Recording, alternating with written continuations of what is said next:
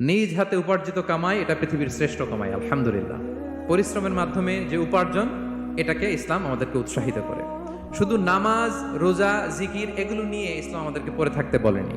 Quranic order হচ্ছে আপনার নামাজ শেষ, আপনি বেরিয়ে পড়বেন, কাজে বেরিয়ে যাবেন। ফাইদা কুদিয়াতিস সালাতু ফান্তাশিরু ফিল আরদি ওয়াবতাগু মিন ফাদলিল্লাহ। বিধানটা কার বলুন? আওয়াজ করে বলুন, বিধানটা কার? এটা কোরআনিক ভার্ডিক্ট, কোরআনের বিধান। নামাজ শেষ, গোল হয়ে বসে জিকির করতে বলা নাই আল্লাহ।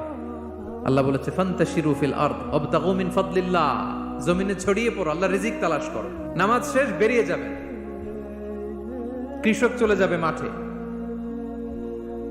শ্রমজীবী চলে যাবে ফ্যাক্টরিতে, শিক্ষকরা চলে যাবে তাদের শিক্ষা প্রতিষ্ঠানে, কর্পোরেট ওয়ার্ল্ডের লোকেরা চলে যাবে তাদের প্রতিষ্ঠানে।